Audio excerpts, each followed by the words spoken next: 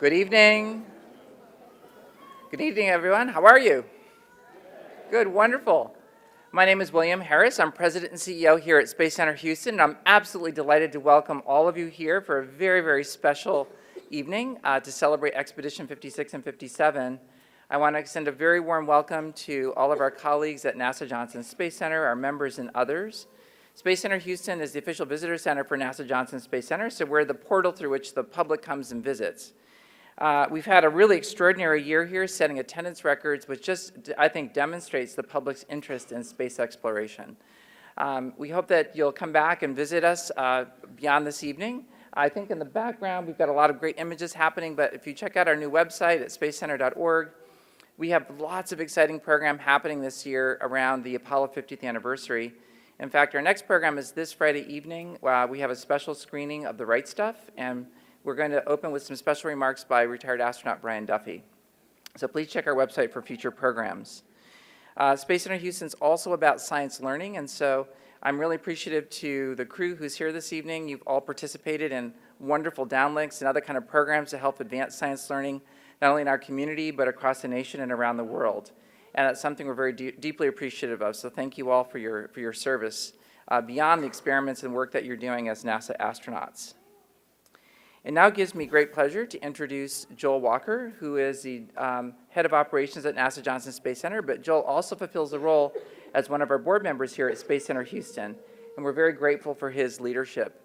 He's a terrific advocate for engaging the public in science learning and engineering learning around the space program. So please join me in extending a warm welcome to Joel Walker.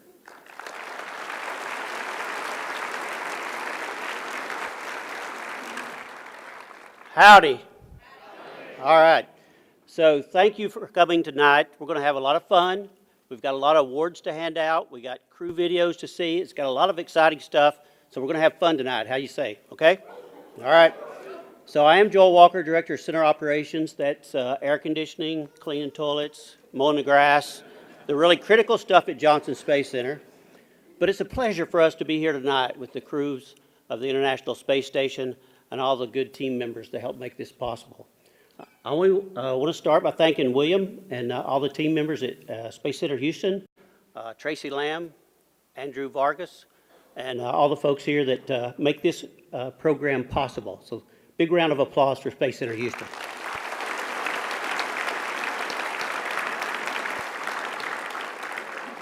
So now it's my great pleasure to introduce my boss and the director of the Johnson Space Center, Mr. Mark Geyer. Mark, would you come up and say a few words?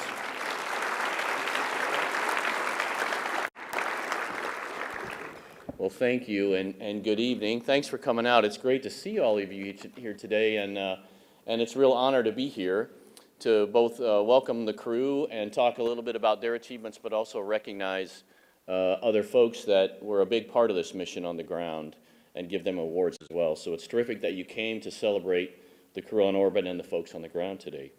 So our event features 6 of our International Space Station crew members from Expeditions 56 and 57. During their time aboard ISS, the 56 crew studied the behavior of atoms in extreme conditions, identified microbial growth aboard the space station, conducted tests to expand navigation capabilities to prepare for future travel far from Earth, and to carry out science ranging from physics to biological studies.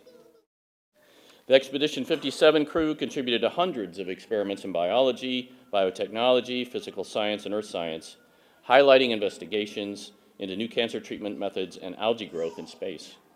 A new life science glove box was installed, which is a sealed work area for life science and technology studies that can accommodate 2 astronauts. The crew's going to show us a video also and talk in more detail about their specific activities aboard ISS. But first, let me give you a little background about each of the astronauts. So I'm going to announce you. If you could stand up quick when I say your name real quick so people can see you and recognize you. First, introduce Ricky Arnold, flight engineer of... Okay, all right. All right, so I'll introduce all of them together, I guess. So we'll start with Ricky. So Ricky's there second from the left. And he was raised in Bowie, Maryland, received a Bachelor of Science from Frostburg State University, He has a teacher certification from Frostburg, and he has a Master of Science in Marine, Estuary, and Environmental Science from the University of Maryland in 1992. He was selected as an astronaut in 2004. He had one previous flight in 2009 aboard STS-119. Ricky was also selected as an educated astronaut, and during his time on ISS, he actually performed the lesson plans that Krista McAuliffe was planning to do before the Challenger accident. He has over 209 days in space and completed 5 spacewalks with a total spacewalk time of 32 hours and 4 minutes. Ricky Arnold.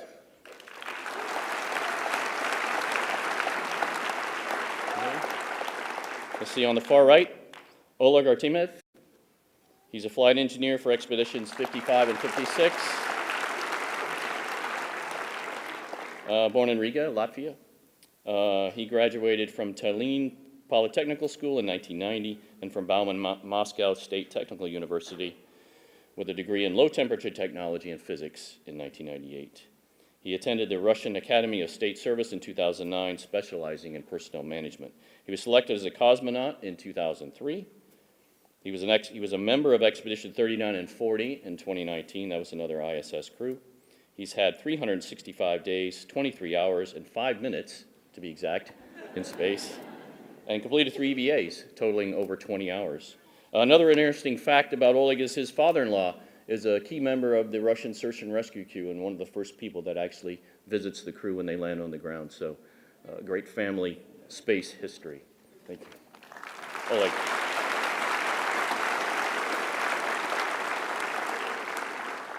So in the middle, Serena Aunon-Chancellor, NASA astronaut.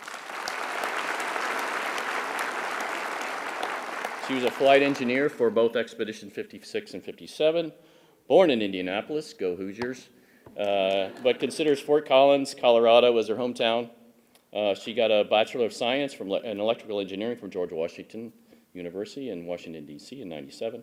And she's a doctor of medicine from the University of Texas. She's board certified in internal and aerospace medicine. She came to NASA in 2006 as a flight surgeon and was actually selected as an astronaut in 2009. She served in the ISS operation branch, handled medical issues, and also was a certified Capcom. This was her first flight, and she has over 197 days in space. Serena.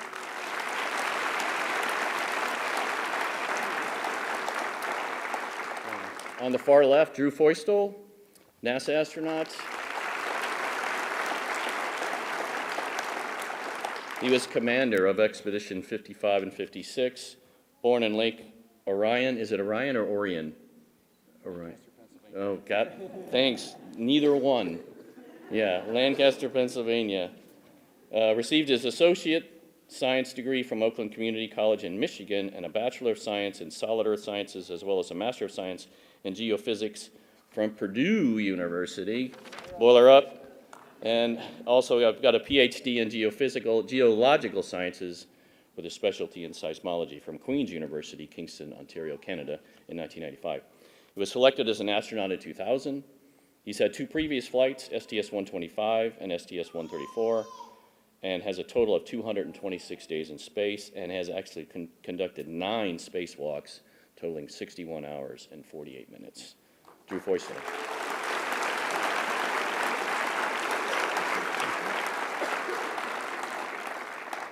So fourth from the left, Alexander Gerst, ESA astronaut, Germany. Flight engineer of Expedition 56 and commander of Expedition 57. His hometown is Kunzelzau, Germany, yes. Earned a geophysics diploma from the University of Karlsruhe, Germany in 2003, and a master's degree in earth sciences from Victoria University, Wellington, New Zealand. And in 2010 received a doctorate of natural sciences from the Institute of Geophysics of the University of Hamburg, Germany. Selected as an ESA astronaut in 2009. He had 1 previous flight, Expedition 40 and 41, to ISS in 2014. He has a total of 362 days in space. And he's the 2nd European astronaut to serve as commander aboard the ISS. Alexander Gerst.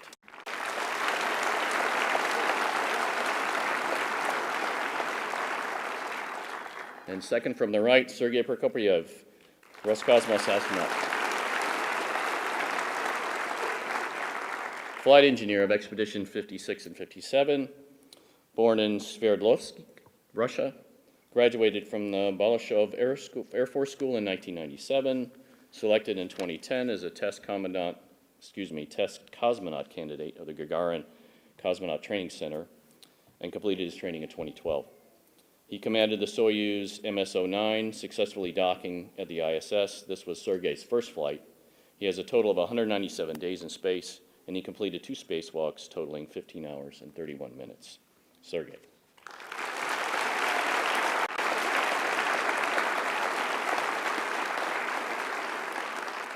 So, thank you. Thanks again for joining us to honor the achievements of these crew members. At this time, we'll have a short awards presentation, thanking again those that did the amazing work on these expeditions right here on Earth. Thank you.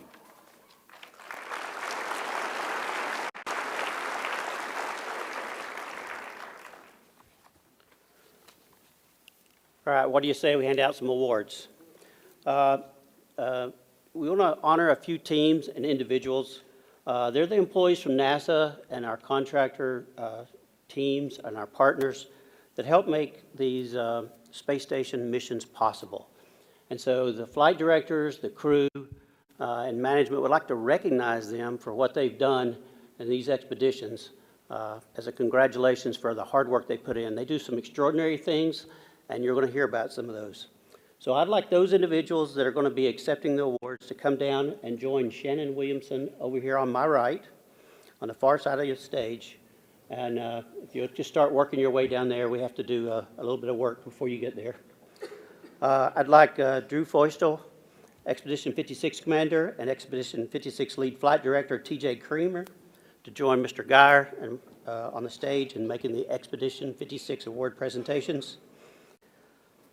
So here's how it's going to work. For the award recipients, when I read your name, you please come down to receive your award, and our photographer, Robert Markowitz, will tell you where to stand to get your picture made. You'll know Robert because he has the big honking camera in front, okay? For the audience and for the other participants, what I'll do is I'll read the name of the person that's receiving the award, and they may be receiving it for a team, their company. And then I'd like the team members that are on that award to stand up in the audience. So somebody will be accepting the award for your team probably, and if you're a member of that team, I'd like for you to stand up. The crowd will remain silent while I read all that stuff, right? And you'll hang on to it, because I know you want to scream, but you'll hang on to it. And when I finish the citation, then you'll just scream and make a lot of noise and yell and be happy. So let's practice one, okay?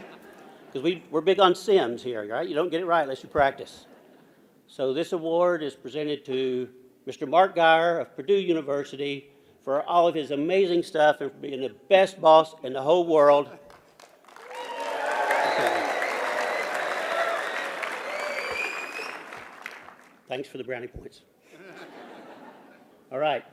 So for the first award, Damon Self and Bo Moss of MO&I are accepting for the Cold Atom Troubleshooting Team.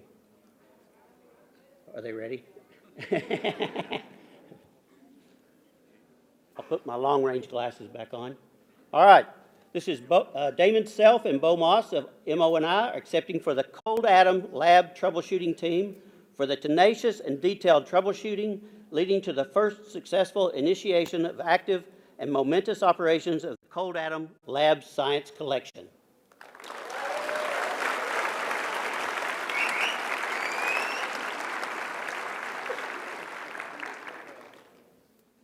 Joey Crawford and Kevin Bryant of KBR Wiley are accepting for the CrewNet team for outstanding support and coordination, enabling the psych support use of the capability CrewNet, allowing the crew speedy access to the internet securely and safely.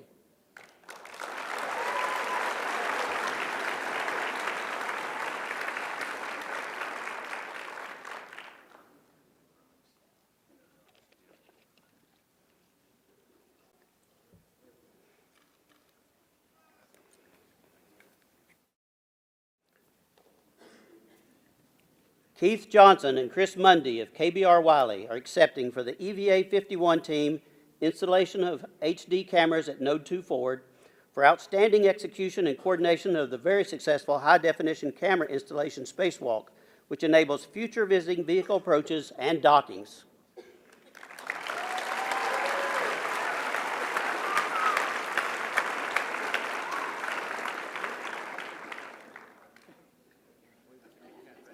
Yeah.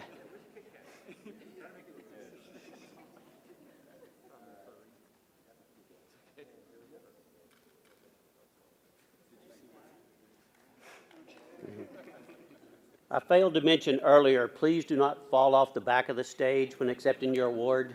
That's an automatic forfeiture of award.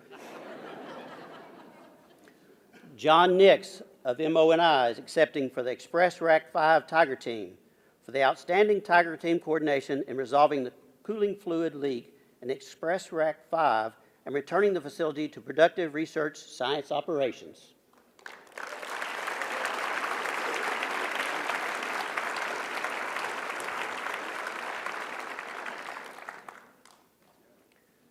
Beth Turner of KBR Wiley is accepting for the Psych Support Team for outstanding untiring psych support and care of the crew and families throughout the mission, making it possible to reach out to so many dear friends and family.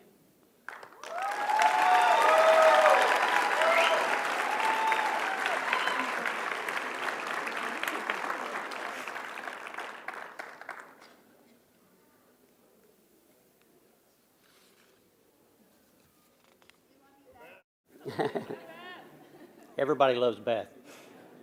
Veronica Pruneda of Leidos and Rob Adams of KBR Wiley are accepting for the Stow Track Team for outstanding support, development, and coordination, enabling the operational use of the tool Stow Track, which aids the crew to be most efficient in their logistics operations on board ISS.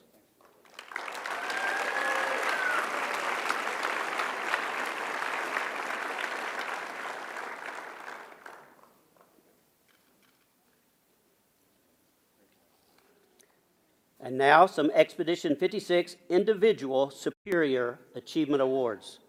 Derek Calvert of NASA for outstanding leadership and coordination of all payload operations, maximizing the science activities executed throughout the increment.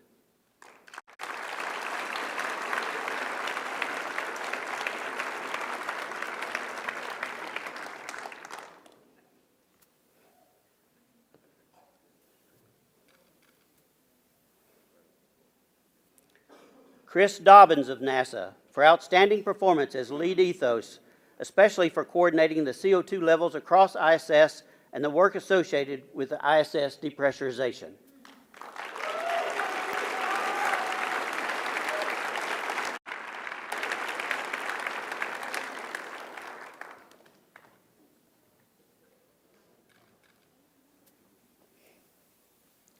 Stephanie Duchesne of NASA for excellent support as the Increment 56 Mission Evaluation Room Lead, providing consistent and timely support of increment objectives despite many engineering challenges.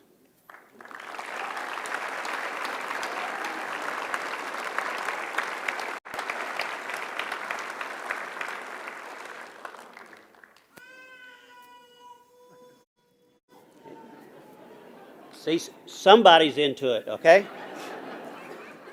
Julie Dunning of Barrios for superb support as increment engineer, providing consistent and insightful leadership as well as creative prioritization solutions throughout Increment 56.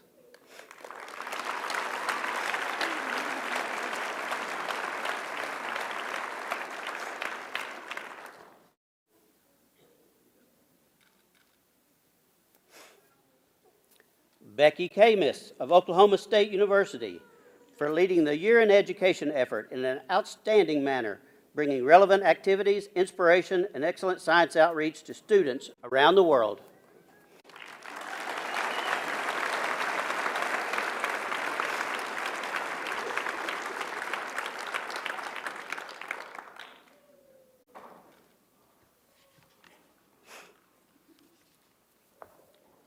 Lisa Martignetti of KBR Wiley for outstanding performance in the development, management, and worldwide coordination of the Mission Control Center work plan to ensure continuous ground operation support for the ISS.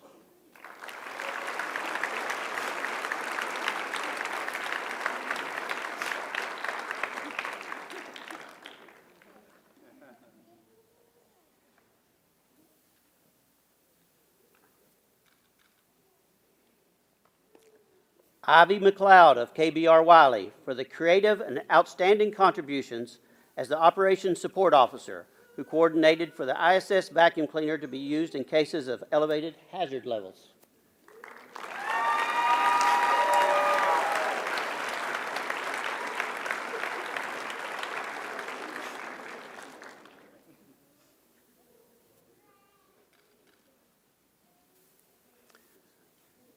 Vanessa Priestmeyer of KBR Wiley for the exemplary performance as Ops Plan, affecting all coordination needed to make every day's plan successful, faced with daily changes, but maximizing science operations.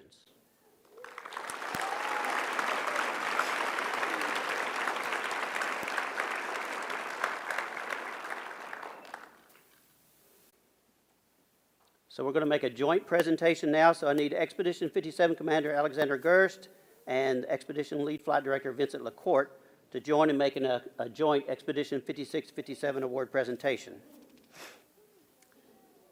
James Patarini of NASA and Keith Brandt of KBR Wiley are accepting for the Increment 56-57 Flight Surgeon Team for excellent support of crew health during Increment 56-57.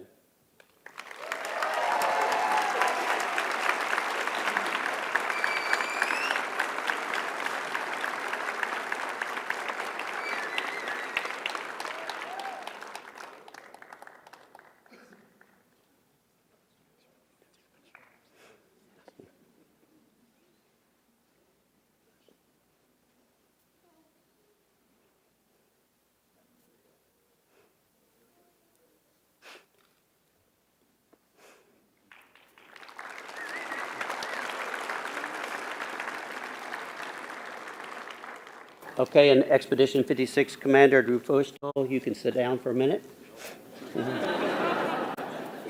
Rest up, you're going to be important. We'll now present Expedition 57 awards, beginning with the JSC Group Achievement Awards. Again, if you're part of a group that's getting an award, please stand up in the audience so we can recognize you too, and please cheer really, really loud once I finish. All right? Royce Renfrew and Stephanie Duchesne of NASA are accepting for the Decrew Preparation Team for exceptional detailing of an assessment to determine what activities are needed if the ISS is decrewed.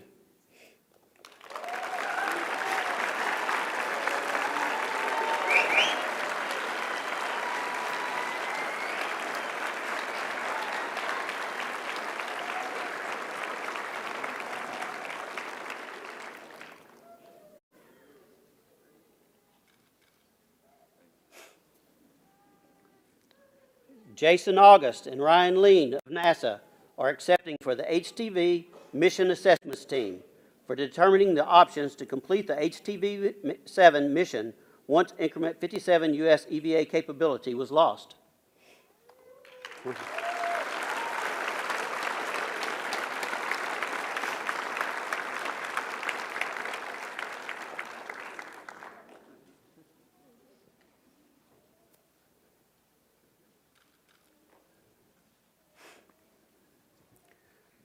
Rachel Schladdick and Chris Field of NASA are accepting for the Increment 57 Maintenance Prioritization Team for the exceptional review and prioritization of Increment 57 maintenance requirements, allowing for maximum crew time availability for utilization.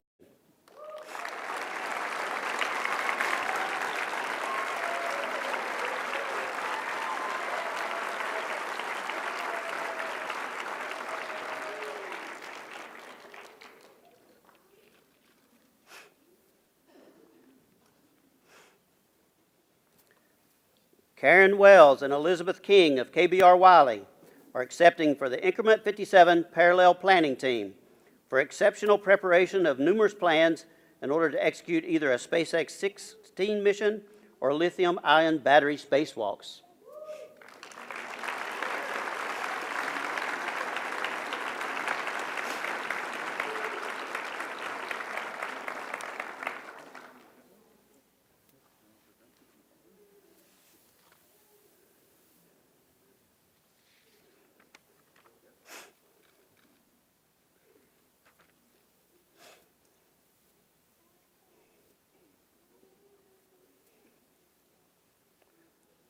George Palacios of the Boeing Company and Chris Field of NASA are accepting for the Life Science Glove Box Troubleshooting Team for outstanding troubleshooting in order to activate and check out the new LSG rack.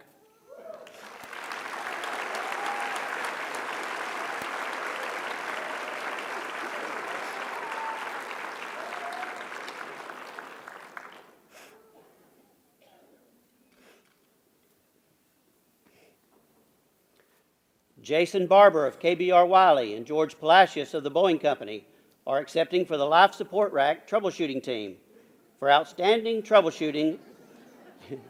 He's a double dipper. For outstanding troubleshooting in order to activate and commission the new Life Support Rack.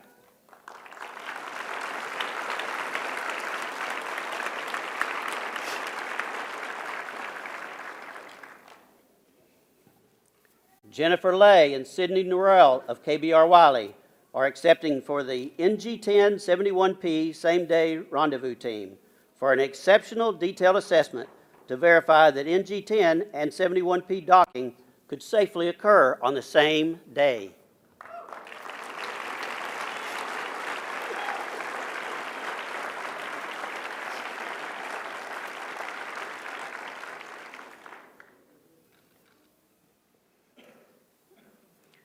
And now we have some Expedition 57 Individual Superior Achievement Awards.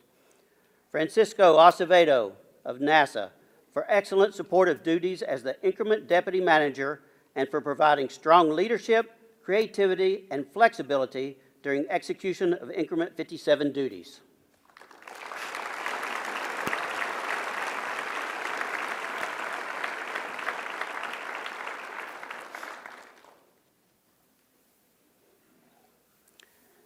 Jason Barber of KBR Wiley for excellent supportive duties as Lead Ethos Flight Controller and for providing strong leadership and communication during an increment with multiple new systems.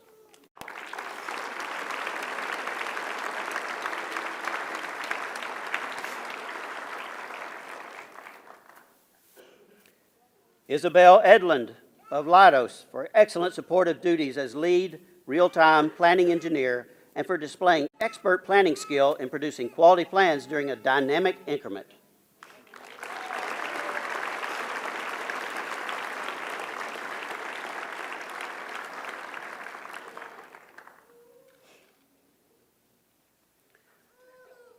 Kayla LaFrance of Cimarron for excellent supportive duties as Lead Inventory and Stowage Officer and for leading the ISO team during a time frame filled with complex cargo operations.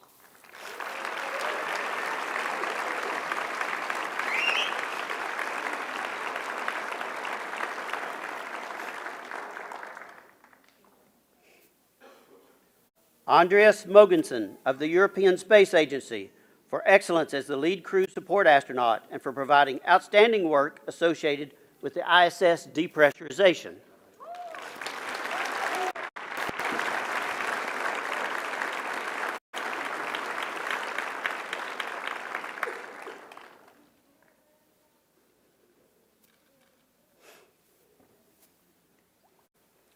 Karen Wells of KBR Wiley for excellent supportive duties as Lead Ops Plan and for producing high-quality plans and contingency plans, allowing Increment 57 to maximize available crew time.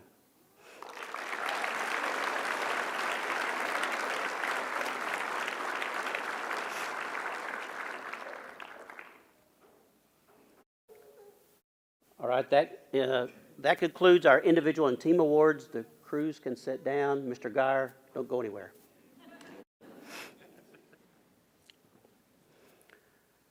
Lastly, we have the NASA Agency Honor Medals to present. We're going to present them by medal and then alphabetic, and then by the first letter of their last name.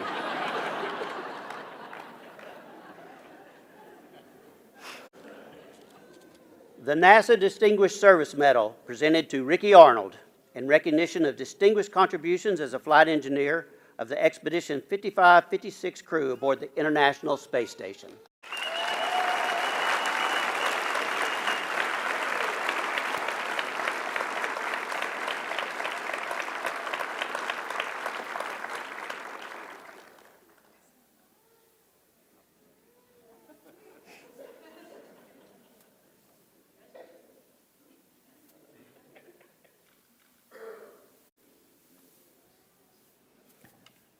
The NASA Distinguished Service Medal is presented to Serena Aunon-Chancellor in recognition of distinguished contributions as a flight engineer of the Expedition 56-57 crew aboard the International Space Station.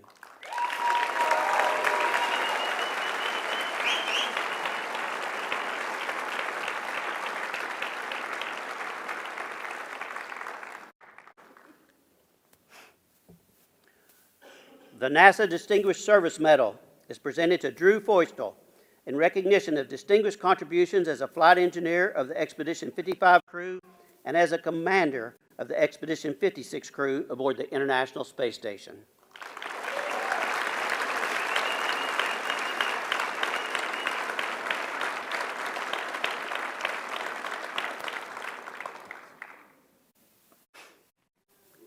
The NASA Distinguished Public Service Medal is presented to Oleg Artemyev in recognition of distinguished contributions as a flight engineer of the Expedition 55-56 crew aboard the International Space Station.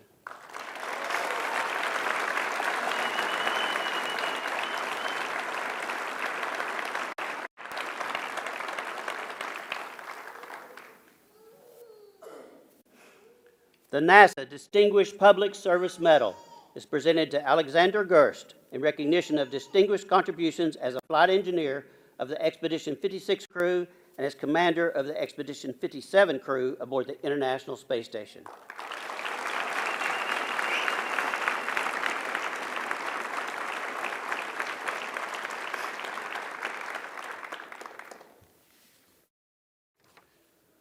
The NASA Distinguished Public Service Medal is presented to Sergey Prokopyev in recognition of distinguished contributions as a flight engineer of the Expedition 56-57 crew aboard the International Space Station.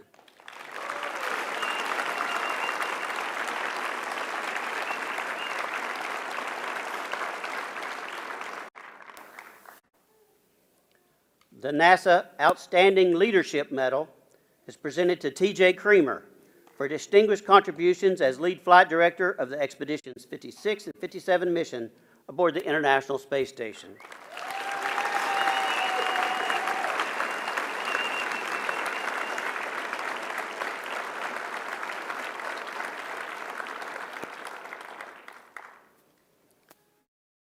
The last NASA honor award is the Spaceflight Medal, and we will be awarding this tonight on behalf of the International Space Station program to the Expeditions 56-57 crew. To the crew, your courage, dedication, and professional skill during this United States spaceflight missions contributed materially to their success. You have honored this nation and your colleagues. With this medal, we honor you. Ricky Arnold, flight engineer of the Expedition 55-56 crew.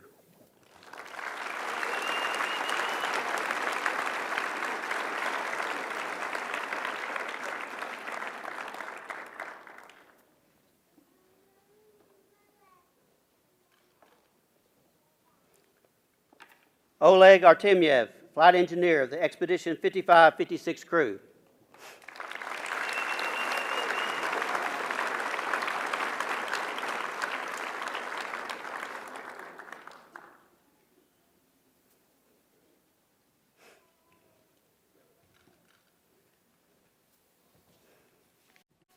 Serena Aunon-Chancellor, flight engineer of the Expedition 56-57 crew.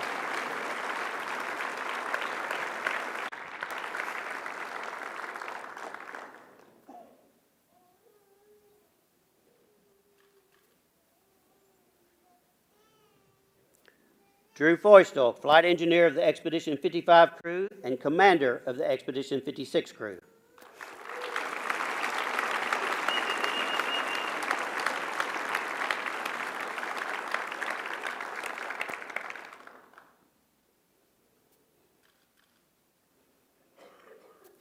Alexander Gerst, flight engineer of the Expedition 56 crew and commander of the Expedition 57 crew.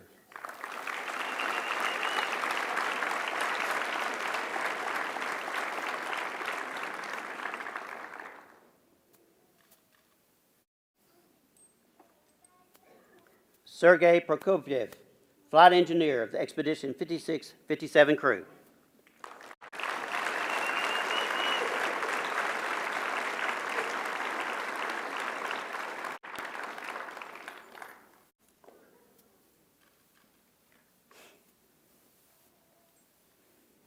Thank you, Director Geyer, for helping us with that. That concludes the presentation of the awards.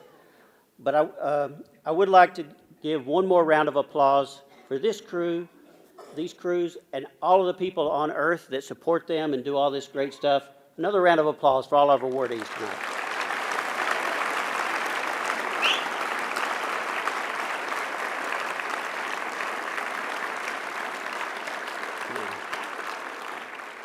And now I'm going to kind of turn the microphone over to Drew Feustel, and the Expedition 56 commander, and he will do the presentation of the crew video. Okay, thank you very much. Appreciate the introduction. We're going to roll a video and narrate from down here, so we hope you enjoy what you see, and we'll save some time for question and answers at the end.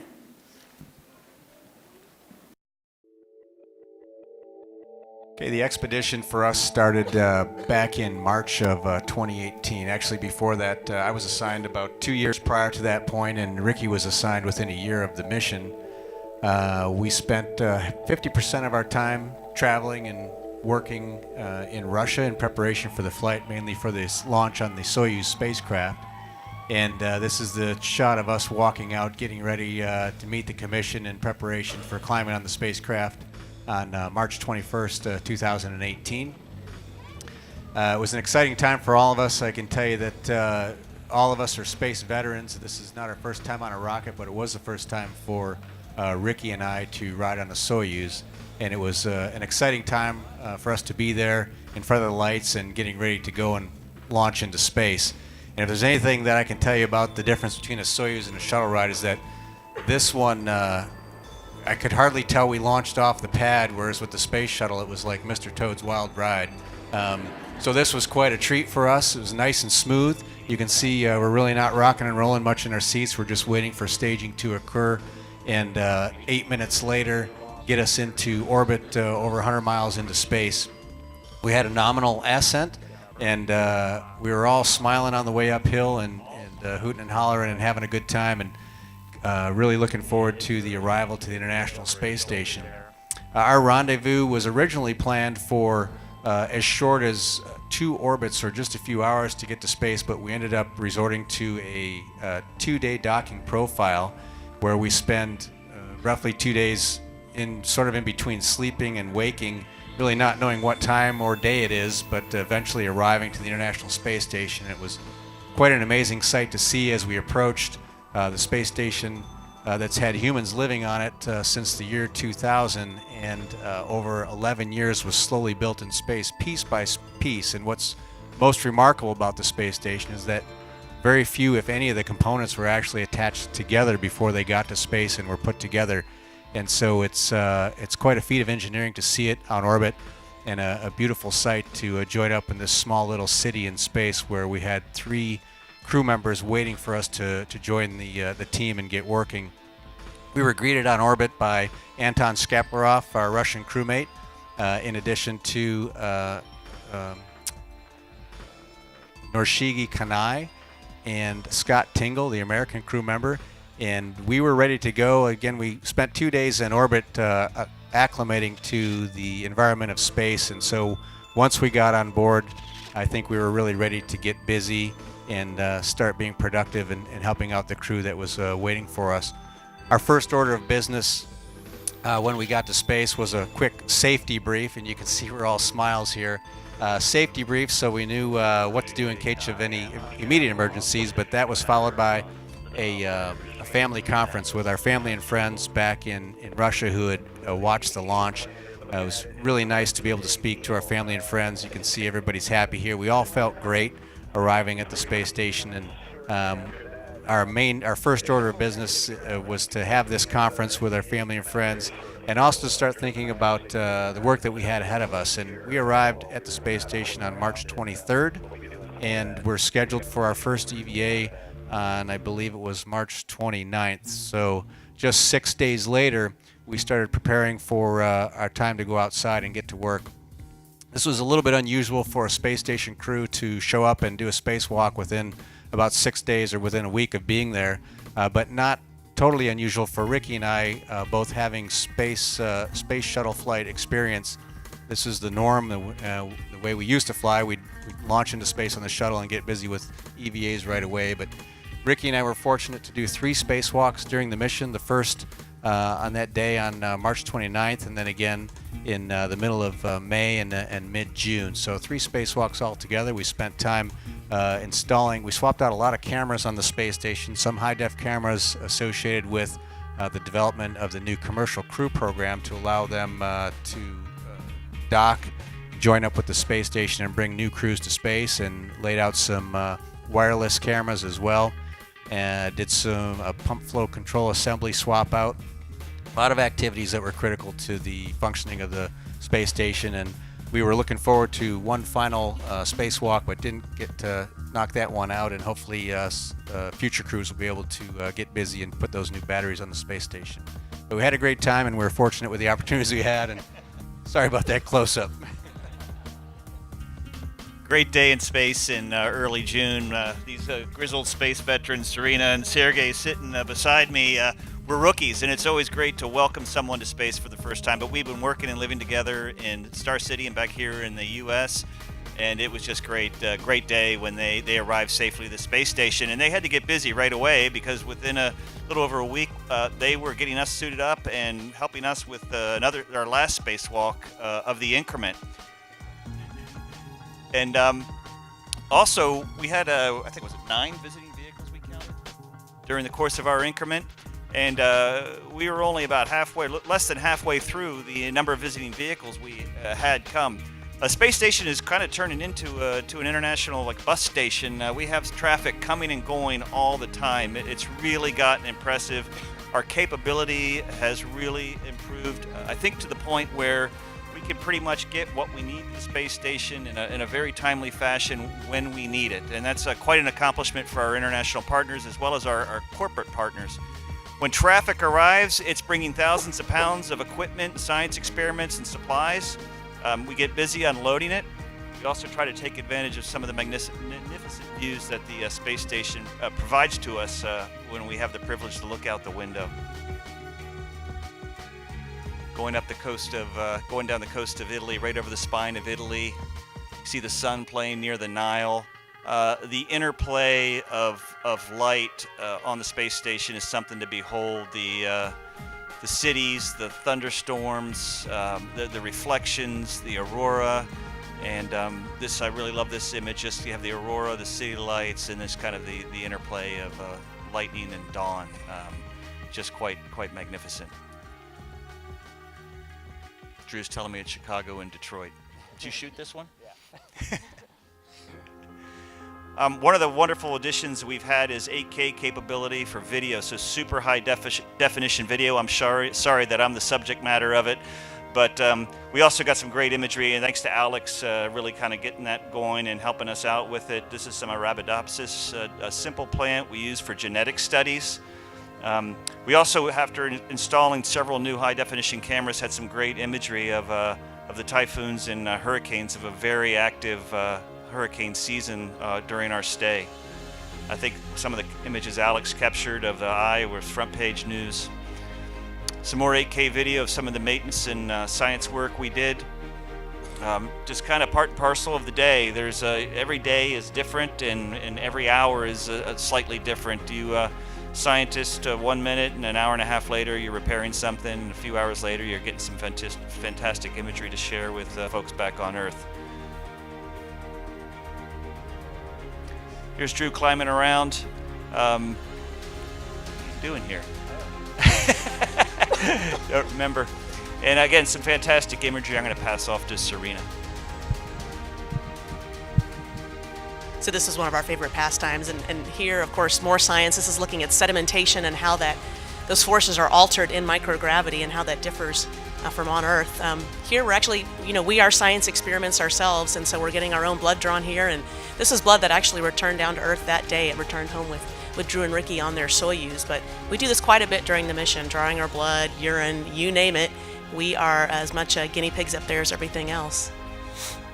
Just another beautiful view of HTV out the cupola window. This is, again, probably where we spent most of our time.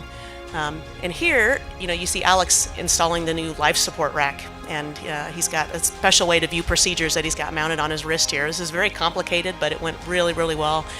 And back in the Japanese module, here we see Drew working on the airlock slide table. This is how we launched all of our CubeSats. Lots of different experimentation. This is Spheres, one of our oldest standing experiments on station, Tether Slosh, where we looked at automatic control of things like passive cargo ships. This is what this experiment translates to, and you'll see a real nice video of Ricky doing that later. DNA and RNA sequencing capability. This is something we did on station the entire time. Ricky started it out, and it is really amazing to be able to think that we could swab a surface and determine what microbe is growing on that surface right up there using those tiny little instruments. So once Ricky left, I continued that work with the sequencing. Here you see just all the different science we have. The bottom right, that's AngieX, where we did studies on cancer therapy, cancer research. Here's again another time lapse of, actually I think he moves that fast in real life, I'm not sure, of Ricky doing spheres. And of course, there's always time to have fun. We don't work all the time, but we were able to have quite a tennis match. We didn't think we could all fit, and Sergey did not believe us at first, but then he tried. And we all got in, and it worked. I would not recommend that for sleeping. We also do a lot of ham radio contacts in the service module in the Russian segment, so I really enjoy just making random ham calls out across the United States. That was one of my most favorite things to do, and very easy, and people were always so excited to talk to you. This can be a dangerous time, only because we want to make sure the settings are right on the clippers, Ricky, and but then after that, here you see us we exercise every day when we're up on station, whether it's doing our cycle ergometer, and you see Ricky doing that here. We also lift weights. Here's Sergey with the arm ergometer in the Russian segment. But we spend about an hour doing aerobic and 1 hour lifting weights every day up on station. So here's Alex doing bench press, and you'll see Drew doing some squats here shortly. But we spend a lot of time trying to keep our bodies healthy while we're up there. It's a very important part of our day. We try not to miss it so that we're functional when we come back down to the planet. And then finally, this is OCT. So we do see changes in the eyes and changes in vision on orbit, and so we do special tests, and that's what Alex and I are doing here. He's not trying to be a pirate today. This is part of a special eye exam to make sure our eyes are doing okay while we're up on orbit. And this is where we eat. We spent a lot of crew dinners here all together. You can see people can eat from the ceiling, they can eat on any wall. But we really enjoyed sharing each other's food, whether it was from the United States or Europe or Russia. We all shared with each other, and finally we see Ricky going to bed. Good night from the ISS. I'm going to hand off to Alex.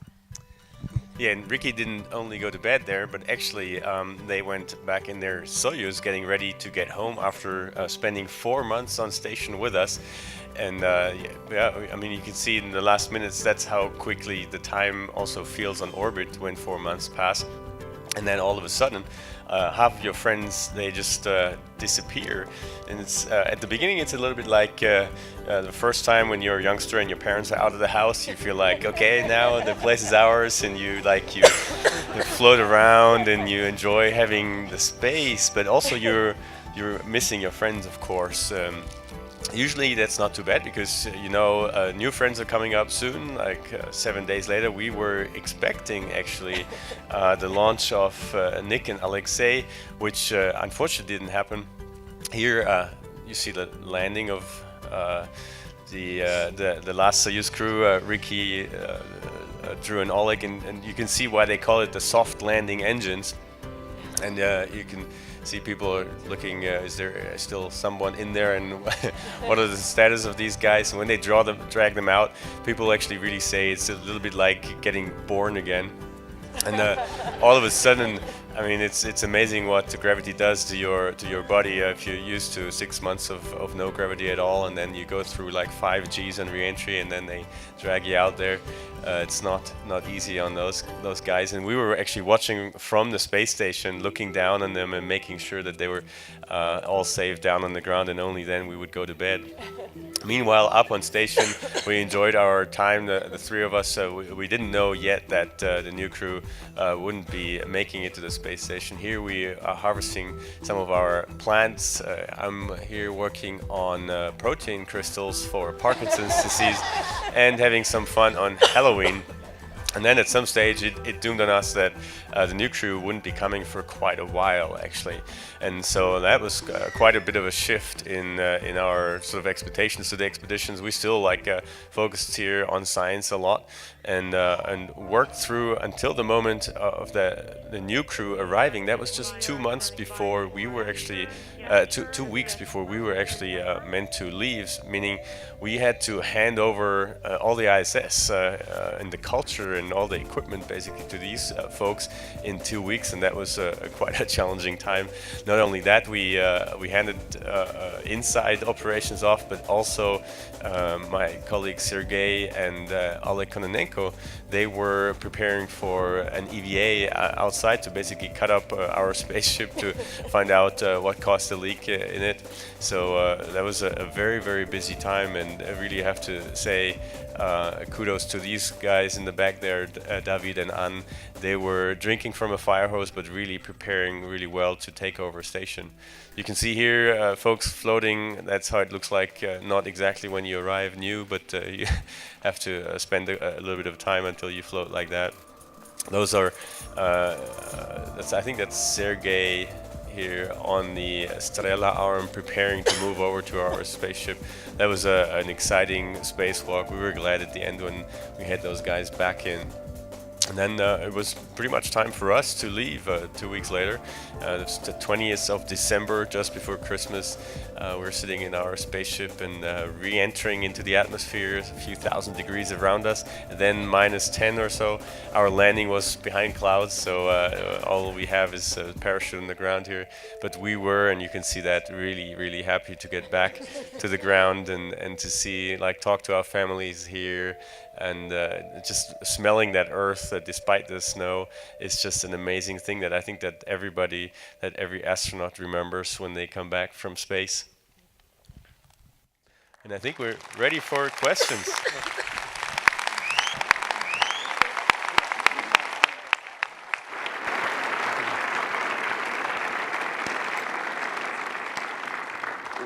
We have a little bit of time for some questions and answers, so if you'll raise your hand, I'll call on folks, and then whoever has the most interesting answer can answer that, okay?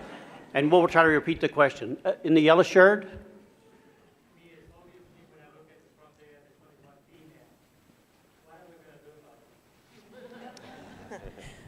Guess that microphone goes to me on that one.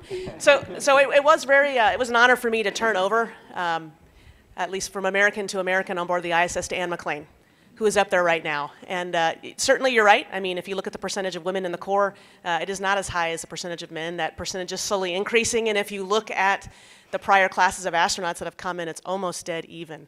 So a lot of people also think we're trained differently, men, women, and really the answer is absolutely not. We're all trained the same. So I look at it as opportunities for everyone. And all of us are proud to serve as mentors to everyone, certainly not only young women, but young men as well. But I see what you're saying, and I think we've made a lot of progress, certainly in the last 20 to 30 years, and certainly in the last 5 years. But if you'll note up there right now, we've got Anne McClain, and launching very soon, along with Nick Hague and Alexei, we have Christina. So I think we're doing great.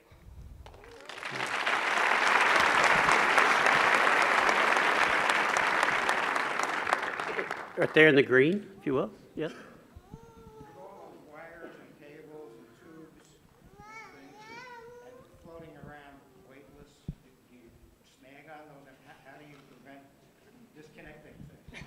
Okay. Yeah, that's a good question. About all the cables and wires, is it tough to move around without catching them? In fact, that was a nightmare for me. I'm pretty, what's a good word? I'm pretty careful about the way I route wires and cables, and so to me it was like a daily chore to try to manage how things were set up on the space station. But we work hard every day. Everybody does the best that they can to make sure everything's in its place. There's a place for everything, and everything needs to be in its place, and that's how we try to run the station. But you can't help but having wires and cables all over the place, so you just have to be careful. All right, in the blue, you had a question right to the right of the guy in the green? Did you have a question? Nope. Yep.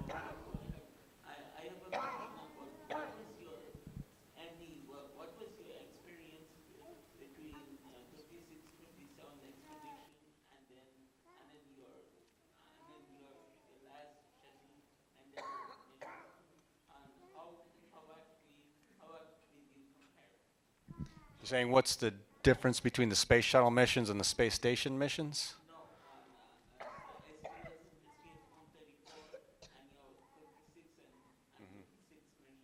Right.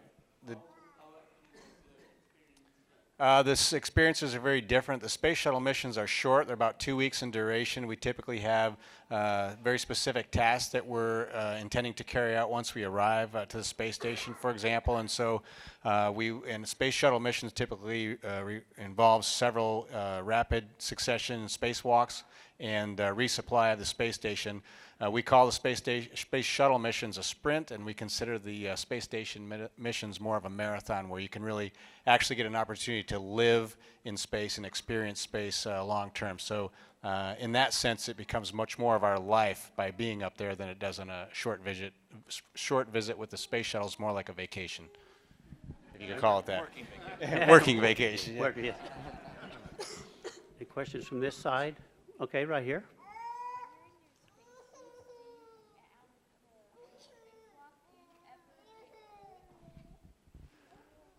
Okay, and so we need to repeat the question because we are on Facebook Live and we can't hear him. The guy with 9 spacewalks just handed off the microphone to the guy with 1 spacewalk. And the question was, do you get cold when you are out on a spacewalk outside the space station? I actually did not feel cold. The thing is, you were actually working quite hard. So it's more like a space marathon, so you're working a lot and you are in a pressurized suit. So it's a little bit being like in the inner tube of a truck tire. So trying to move inside and moving your arms, like if you do this, it's like squeezing a tennis ball. So you're actually working quite hard. So I was warm and cozy. I had one time where I was on the robotic arm. I was mounted on the tip of the robotic arm while a colleague of myself steered me around, and I didn't have to move much, and my feet got cold a little bit. But apart from that spacesuit is like a little spaceship. Actually, it has all the systems that a real spaceship has. It's amazing. It's just in that little backpack that you have behind yourself, and it has everything you need for being out in the open in space for many, many hours. So it's an amazing thing that engineers built, and I'm looking forward to seeing the new spacesuit, that they build for maybe going back to the moon and further on to Mars. It's going to be a very interesting development to see.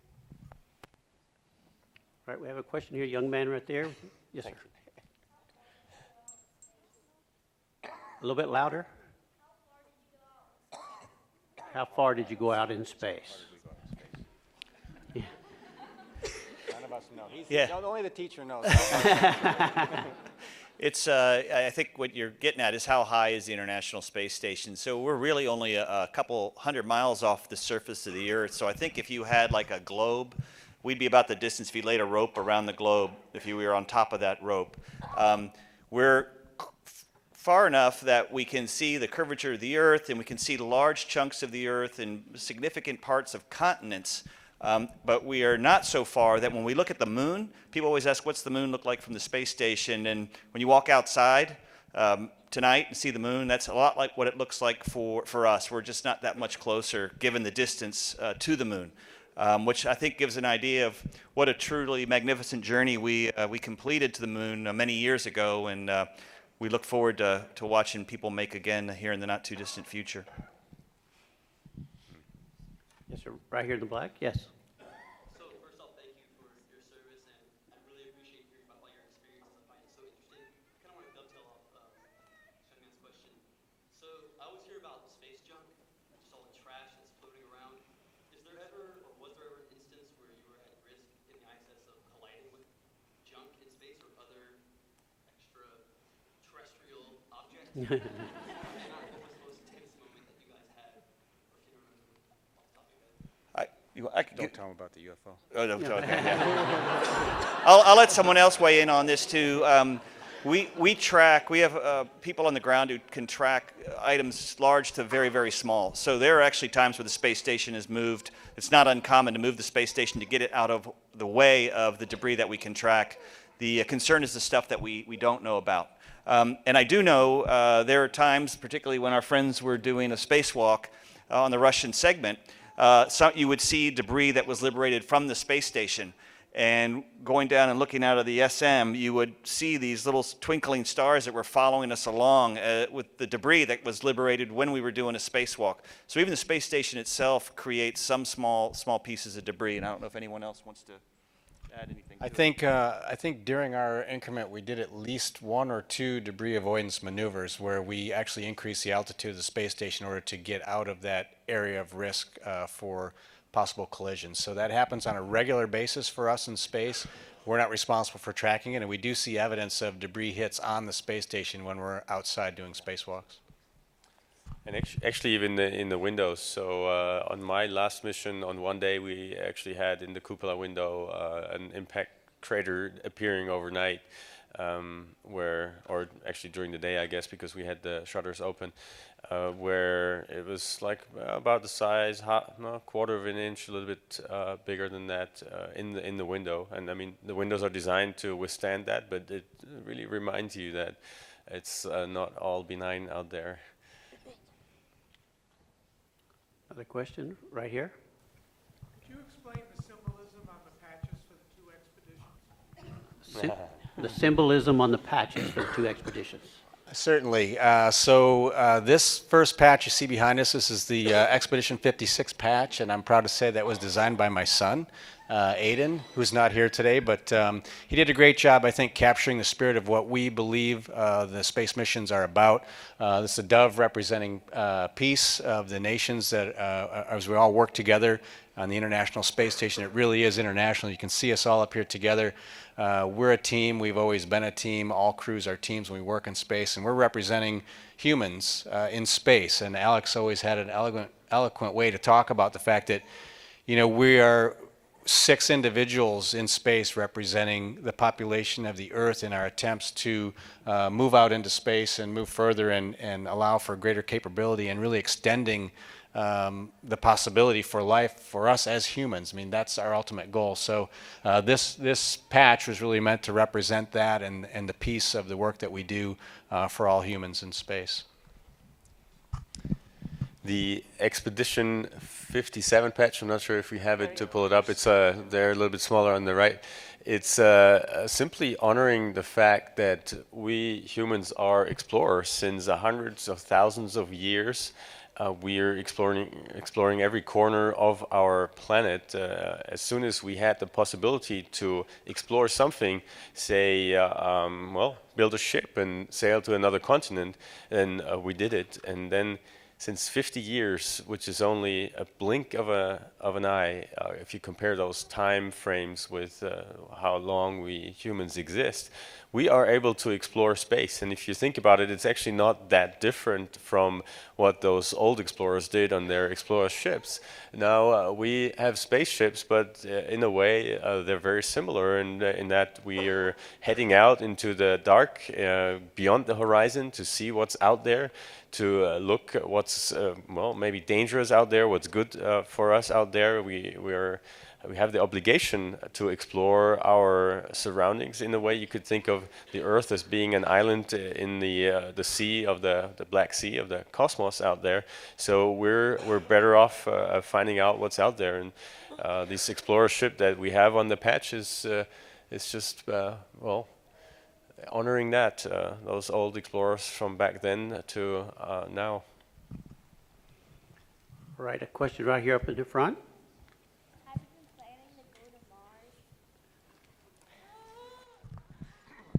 Have we been planning to go to Mars? Absolutely. We're hoping to get there certainly soon. You might be actually the right age to go to Mars. But a lot of what we do on the space station helps prepare us for Mars, like even the toilets that we use. We may have to use those on the way to Mars. All the engineering technology, all the science, the way our bodies change when we get into space, and how we keep our muscles strong and our bones strong, all of that we'll use on the way to Mars. So absolutely, all the work we're doing now, all the work they're doing up there is going to help us get there and hopefully get us there as people safely. All right, we have time for one last question before we close it out. Let me look right back here in the back. Yeah. Oh, yeah. Oh, yeah, we did that. Okay.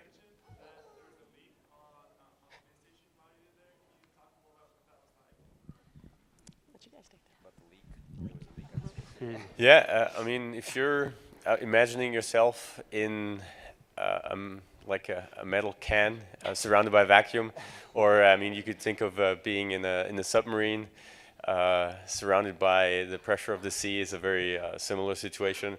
It's of course nothing that you like to have. I mean, that's something that is scary in itself because we only have a limited amount of air, and if it's gone, then well, we don't have anything to breathe. So really, it is a serious situation, but also at the same time, of course, we're training for that a lot. So if you look at the astronaut training in the last year before flying to space, about 70% is really emergency training, and that's training for the obvious emergencies that could happen up there, which is a fire or an ammonia leak. Ammonia is a toxic substance that we have in the cooling system, or a depress. So in that case, we did initiate our training response, and it was actually pretty amazing that it worked really was very similar to what we had trained back on Earth. And I think that's when we see that training had paid off. Many of you guys who are here actually did train us to work with those situations up on orbit, because the thing is that at the beginning you have this big space station and all the hatches are open. You don't know exactly where the leak is. So in hindsight, we knew it was in one of the Soyuzes, but at the beginning nobody knew that. So we had to really have a systematic scheme of closing hatches, measuring the pressure, being on the correct side of that hatch, because you don't want to cut off your escape path to your vehicle. And that's actually a long process, a very complex process that you have to make sure you don't do any mistakes, because they could be grave if you're on the wrong side of a hatch there. And that worked out really well. So in the end, we found the leak. That was not very clear. I mean, not every leak on the space station possibly you could find, but that one we did find, and we were able to plug within that first day. So until that moment, it's really an iffy situation, because even though it was a small leak, we didn't know well, how it would behave. Would it get bigger, and also would we find it? Up until that moment, you're really thinking, oh man, I might be coming home today. So in the end, it worked out well, thanks to the training centers, the mission control centers working well together in Russia and Houston, directing the crews, giving suggestions, coordinating everything. Also, Drew, as a commander there, he did a great job of making sure the crew did the right thing. He was basically leading the crew through the emergency response up on orbit. So thanks to that working all together, we were able to continue the mission. So it was still a day that afterwards you look back and think like, wow, yeah, they could have gone differently, and glad we're still up here. One more question. I think we need one more question. One more special bonus question right here.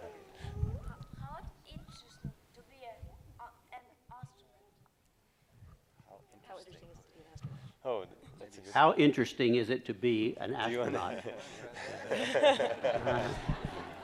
This is unexpected for me, because it's my son.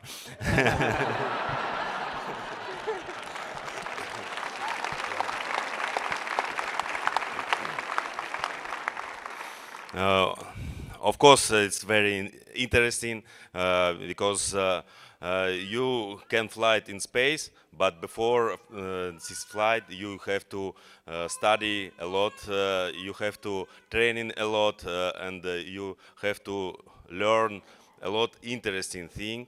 And I can say interesting flight and more interesting study before flight.